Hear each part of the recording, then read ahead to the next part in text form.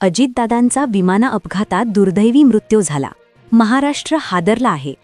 पण ही जी घटना घडली आहे तिला केवळ एक साधा अपघात समजण्याची चूक तुम्ही करत असाल तर कदाचित तुम्ही खूप मोठ्या संभ्रमामध्ये सध्या वावरत आहात. विचार करा, अजितदादांसारखा एक तगडा आणि अनुभवी नेता, ज्यांची सुरक्षा व्यवस्था ही एखाद्या अभेद्य किल्ल्यासारखी असते, ज्यांच्या प्रवासाची प्रत्येक सेकंदाची माहिती गृह खात्याला आणि विशेष यंत्रणांना असते, त्यांचं विमान बारामतीच्या धावपट्टीवर कसं काय कोसळू शकतं? बारामतीची ती धावपट्टी, जिथे दादांनी आपल्या संपूर्ण राजकीय कारकिर्दीत हजारो वेळा टेक ऑफ आणि लँडिंग केलं आहे, जिथला प्रत्येक कोपरा त्यांना माहीत आहे, तिथेच आज फक्त विमान कोसळलं नाहीये, तर अनेकांच्या मते लोकशाहीचा गळा आवळला गेल्याची दाट शंका व्यक्त केली जात आहे. हा अपघातच आहे की हा अजितदादांचा पत्ता राजकीय पटलावरून कायमचा कट करण्याचा एक अत्यंत सुनियोजित, क्रूर आणि थंड डोक्याने रचलेला कार्यक्रम होता? यामागचा चेहरा आता हळूहळू उघडा होतोय असं बोललं जात आहे. विश्वसनीय सूत्रांनी दिलेल्या माहितीनुसार अजितदादा आज ज्या विमानामध्ये बसले होते त्या प्रवासाचा उद्देश केवळ बारामतीला जाणं हा नव्हता. त्यांच्याकडे अशा काही अत्यंत महत्त्वाच्या, संवेदनशील आणि गोपनीय फाईल्स होत्या, ज्यामध्ये महाराष्ट्राच्या सत्तेचा सर्वात मोठं आणि धक्कादायक गुपित सत्य दडलं होतं. मंत्रालयातील काही अतिवरिष्ठ अधिकाऱ्यांच्या हवाल्याने अशी चर्चा ऐकायला मिळतीये की या फाईल्समध्ये गेल्या काही वर्षांतील काही अशा आर्थिक व्यवहारांचे आणि राजकीय तडजोडींचे पुरावे होते, जे जर बाहेर आले असते तर राजकारणातील कित्येक बड्या धेंड्यांचे मुखवटे एका क्षणात फाटले असते. हे सत्य जर महाराष्ट्राच्या जनतेसमोर उघड झालं असतं तर आजची संपूर्ण राजकीय समीकरणं पूर्णपणे बदलली असती. कदाचित ते सत्य कोणासमोर येऊ नये यासाठीच तर ही भयानक घटना घडली नाही ना?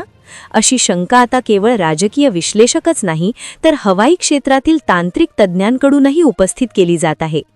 लोक आता उघडपणे विचारत आहेत की दादा तर नेहमीच याच विमानाने आणि याच मार्गाने प्रवास करायचे, मग आजच असं काय विशेष घडलं की ही भयंकर दुर्घटना झाली? सूत्रांकडून अशीही एक खळबळजनक चर्चा ऐकायला मिळतेय की दादांकडे असलेल्या त्या गुपित फायलींमध्ये महाराष्ट्रातील एका अशा बड्या नेत्याचं काळं कारस्थान पुराव्यासह दडलेलं होतं, जो नेता सध्या सत्तेच्या शिखरावर बसण्यासाठी काहीही करायला तयार आहे. दादा ते सत्य एका भव्य जाहीर सभेमध्ये पुराव्यासह जनतेसमोर मांडणार होते आणि म्हणूनच त्यांचा पत्ता कायमचा कट करण्यासाठी हे राजकीय चक्रव्यूह रचलं गेल्याचं बोललं जात आहे. विमानाने हवेमध्ये उड्डाण घेण्यापूर्वीच्या त्या शेवटच्या 30 मिनिटांमध्ये धावपट्टीच्या हँगरमध्ये नेमकं काय घडलं होतं? तिथे कोणाचं तरी संशयास्पद येणं जाणं झालं होतं का? विमानाचा तांत्रिक बिघाड हा फक्त जगाला दाखवण्याचा एक देखावा आहे की काय?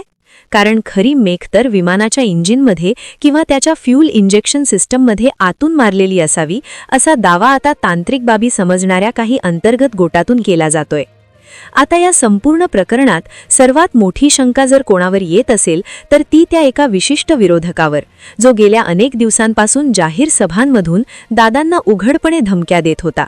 दादांचा करेक्ट कार्यक्रम लवकरच होणार असे शब्द त्या नेत्याने वापरले होते. हे संपूर्ण महाराष्ट्राने पाहिलं आहे. मग आज जेव्हा ही घटना घडली तेव्हा तो नेता अचानक कुठे गायब झाला आहे? तो अज्ञात स्थळी कोणाच्या भेटी घेत आहे? विमान जेव्हा मुंबईहून बारामतीकडे वळलं तेव्हाच विमानाचा संपर्क अचानक एअर ट्रॅफिक कंट्रोलशी का तुटला? ATCला जे शेवटचे संदेश मिळाले आहेत त्यामध्ये दादांचा आवाज कमालीचा घाबरलेला होता असं सूत्रांकडून सांगितलं जात आहे. त्या संभाषणात दादा कोणाशी तरी वाद घालत होते का? त्यांना विमानातच कुणीतरी धमकावत होतं का? की विमानात आधीच काहीतरी अशा प्रकारचं स्फोटक किंवा इलेक्ट्रॉनिक जॅमर बसवलं होतं जे बाहेरून रिमोटने कंट्रोल केलं जात होतं? या प्रश्नांची उत्तरं जोपर्यंत सार्वजनिक होत नाही तोपर्यंत महाराष्ट्राच्या जनतेचा संताप शांत होणार नाही. खुलमखुल्ला बोलायचं झालं तर हा कट रचणाऱ्या मास्टरमाइंडला पूर्ण कल्पना होती की जोपर्यंत अजितदादा राजकीय मैदानात सक्रिय आहेत आणि जोपर्यंत त्यांच्या हातात सत्तेचे सूत्र आहेत तोपर्यंत आपला सत्तेचा डाव पूर्णपणे शिजणार नाही. दादांचा प्रशासनावर असलेला दरारा आणि त्यांची कामाची शिस्त पाहता त्यांना निवडणुकीच्या मैदानात लोकशाही मार्गाने हरवणं जवळपास अशक्य होतं. म्हणूनच विमानाला एक चालती कबार बनवण्याचा प्रयत्न झाल्याची शंका व्यक्त होतीये. ज्या विमानाची मेंटेनन्स हिस्ट्री अत्यंत क्लीन आहे आणि ज्याची सुरक्षा इतकी कडक असते की तिथे एक साधी आग लागणंही तांत्रिकदृष्ट्या अशक्यप्राय असतं, तिथे अचानक हवेतच विमान कसं काय जळून खाक होतं? विरोधकांनी रचलेल्या या भीषण षडयंत्रातून दादांना मुद्दाम बाहेर पडू दिलं गेलं नाही आणि महाराष्ट्राचा एक बुलंद आवाज कायमचा शांत करण्याचा प्रयत्न झाला, असं आता गावोगावी बोललं जात आहे. दादांच्या जाण्यामुळे राजकीय आणि आर्थिक फायदा नेमका कोणाला होणार आहे हे समजण्यासाठी कोणत्याही तज्ज्ञाची गरज उरलेली नाही. तपासाच्या नावाखाली आता फक्त धूळफेक केली जाण्याची शक्यता अधिक आहे, असं राजकीय जाणकार सांगत आहेत. काही विशेष सूत्रांकडून अशी भीती व्यक्त केली जातीये की विमानतळावरील त्या दिवसाचे महत्त्वाचे सीसीटीव्ही फुटेज तांत्रिक बिघाडामुळे किंवा सर्व्हर एररमुळे खराब झाल्याचं कारण दिलं जाईल. जर असं घडलं तर महाराष्ट्रातील जनतेने समजावून जावं की पुरावे जाणीवपूर्वक नष्ट केले जात आहेत. ज्या नेत्याने या घटनेच्या आदल्या रात्री एका अत्यंत गुप्त जागी बड्या उद्योगपतींसोबत आणि काही संशयास्पद लोकांशी बैठक घेतली होती, त्याच नेत्याच्या इशाऱ्यावर हा सगळा खेळ झाला असावा, अशी दाट शंका सध्या मंत्रालयातील भिंतींच्या आडोशाने चर्चिली जात आहे.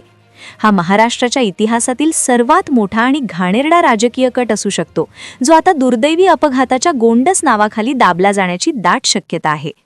तुम्हाला काय वाटतं? अजितदादांसारख्या अनुभवी माणसाचा विमान प्रवास इतका असुरक्षित कसा काय झाला की त्यांनाच जवळच्या माणसाने फिरकी दिली असावी? विमानाचं इंजिन अचानक हवेत बंद पडलं नव्हतं, तर ते रिमोट कंट्रोलने किंवा एखाद्या प्री सेट हॅकिंग प्रोग्रामने निकामी केलं गेल्याची चर्चा सध्या हवाई क्षेत्रातील आणि IT क्षेत्रातील काही तज्ज्ञांमध्ये सुरू आहे.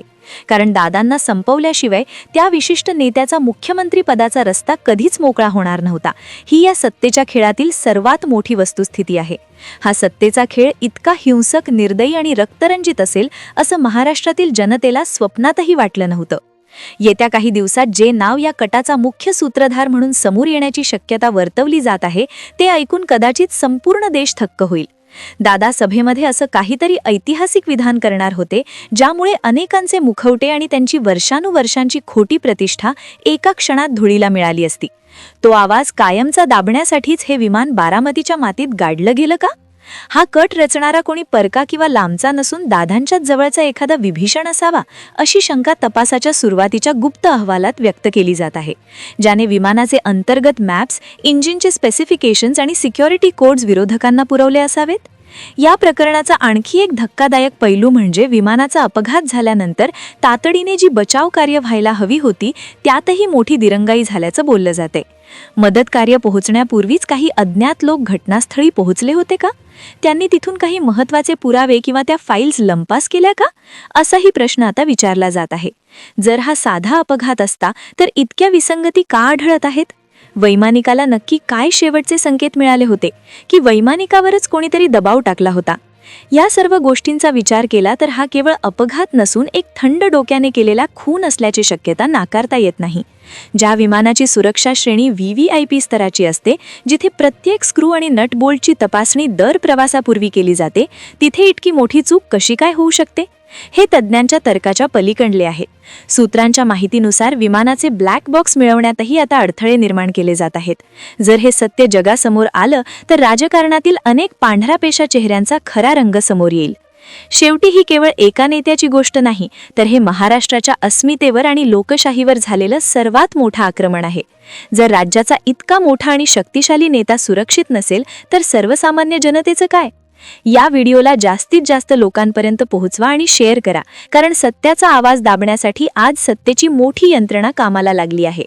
अजितदादांच्या या घटनेचा खरं गुपित त्या जळालेल्या विमानात नाही, तर मंत्रालयातील त्या एका विशिष्ट वातानुकूलित चेंबरमध्ये दडलं असू शकतं, जिथे हा कट रचला गेला. जोपर्यंत आपण संघटित होऊन जाब विचारणार नाही, तोपर्यंत सत्तेचे हे क्रूर आणि रक्तरंजित खेळ थांबणार नाहीत. सावध रहा, कारण हा राजकीय सापळा आता कोणालाही सोडणार नाही. प्रेक्षकांनो, आतापर्यंत तुम्ही या प्रकरणातील तांत्रिक बाजू आणि सोशल मीडियावर चर्चेला जाणाऱ्या शक्यता ऐकल्या. पण एक गोष्ट इथे स्पष्ट करतो, ही संपूर्ण माहिती सध्या केवळ एक शक्यता आणि सूत्रांकडून मिळालेल्या प्राथमिक माहितीवर आधारित आहे. आम्ही कोणत्याही दाव्याची अधिकृत पुष्टी करत नाही. पण विचार करा, जेव्हा महाराष्ट्राच्या राजकारणात इतकी मोठी पोकळी निर्माण होती, तेव्हा मनात शंका येणं स्वाभाविकच आहे. अजितदादांसारख्या अनुभवी नेत्याने नेहमीच महाराष्ट्राच्या हिताला प्राधान्य दिलं. आता हा अपघात होता की यामागे खरंच काही राजकीय चक्रव्यूह होतं, हे येणारा काळच ठरवेल. आता मला तुमच्याकडून जाणून घ्यायचं की तुम्हाला नेमकं काय वाटतं. विमानाचा हा तांत्रिक बिघाड निव्वळ योगायोग असू शकतो की यामागे सत्तेचा एखादा मोठा खेळ दडलेला असू शकतो. ममता बॅनर्जी यांनी काल एक असा प्रश्न उपस्थित केला ज्यामुळे ही चर्चा संपूर्ण देशात सुरू झाली. मग तुमचं जे काही मत असेल तर ते कमेंट बॉक्समध्ये नक्की सांगा, कारण तुमचे एक कमेंट सत्याच्या जवळ पोहोचवण्यासाठी आता महत्त्वाची ठरू शकते. आणि हो, हा व्हिडिओ जास्तीत जास्त शेअर करा जेणेकरून लोकांपर्यंत सर्व बाजू पोहोचतील. पाहत राहा, आपण पुन्हा भेटूया अशाच एका सखोल विश्लेषणामध्ये. धन्यवाद.